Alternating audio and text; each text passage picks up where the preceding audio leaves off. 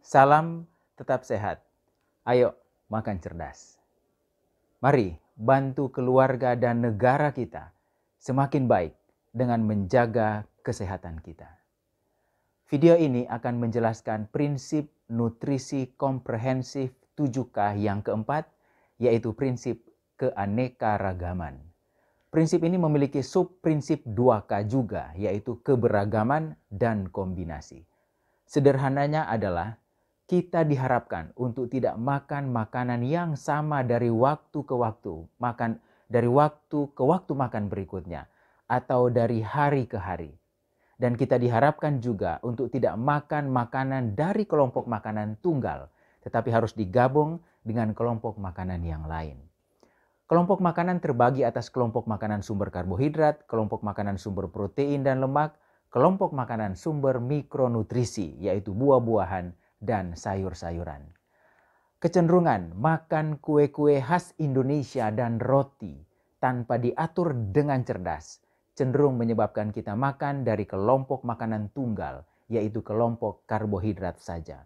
Dan dari sisi kualitas, sebagaimana yang sudah kita pelajari pada video sebelumnya, akan terjadi gangguan keseimbangan persentase karbohidrat di mana akan menjadi tinggi, sementara itu akan terjadi penurunan kepadatan nutrisi. Karena biasanya bahan-bahan yang digunakan adalah bahan-bahan dari tumbuhan yang sudah diolah, bukan sumber makanan tumbuhan utuh. Dan bahan makanan jenis ini sudah mengalami perubahan karakteristik menjadi bersifat high kalori, low nutrient. Paling tidak ada 3 manfaat dari prinsip keanekaragaman ini dengan 2 sub-prinsipnya keberagaman dan kombinasi, yaitu 1. Akan saling menutup kekurangan unsur nutrisi antar bahan makanan.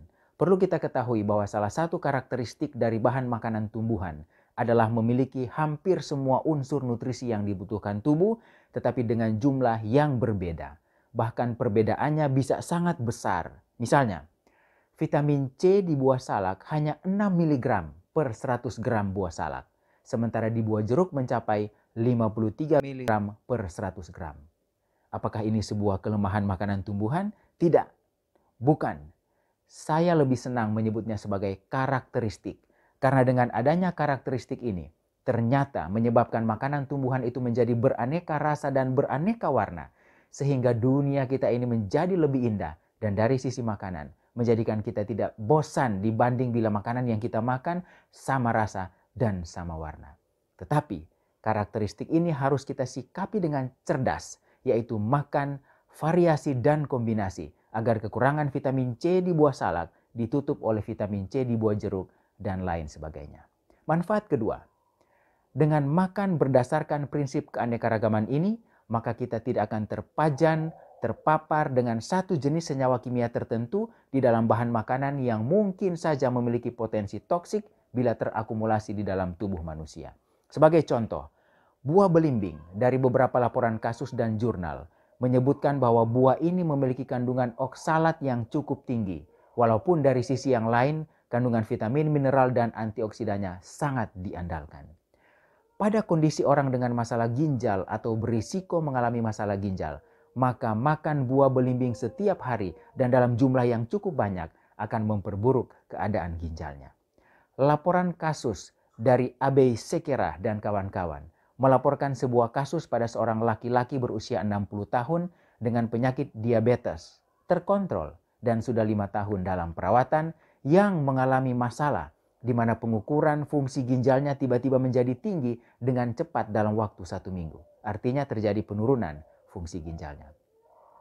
Dari wawancara diketahui bahwa pasien ini mengonsumsi 4 buah belimbing selama 4 hari berturut-turut dan akhirnya menyebabkan rasa mual dan kehilangan tenaga.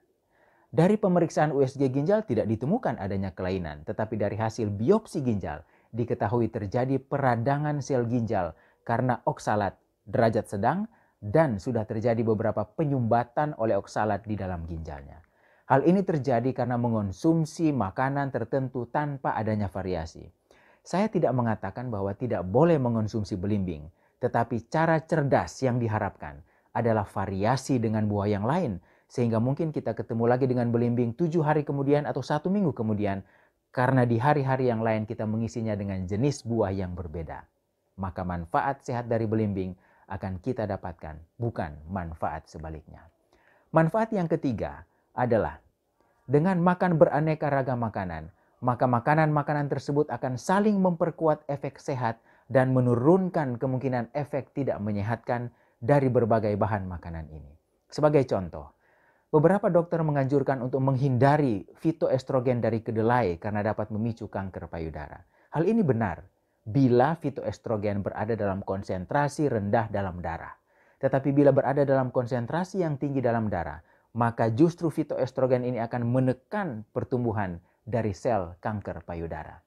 Itu berarti seharusnya fitoestrogen dalam darah seorang perempuan harus tinggi.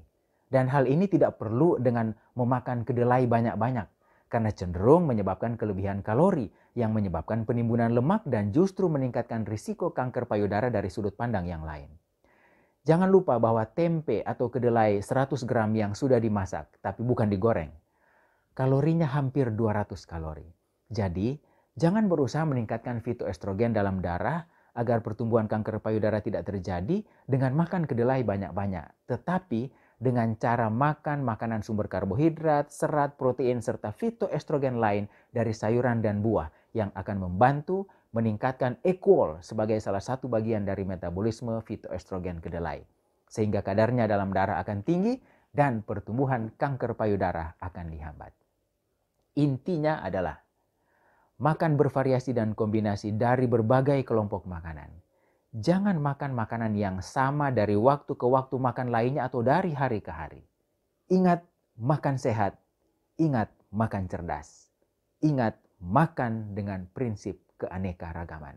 Sampai bertemu pada video berikut tentang prinsip keteraturan. Ayo makan cerdas.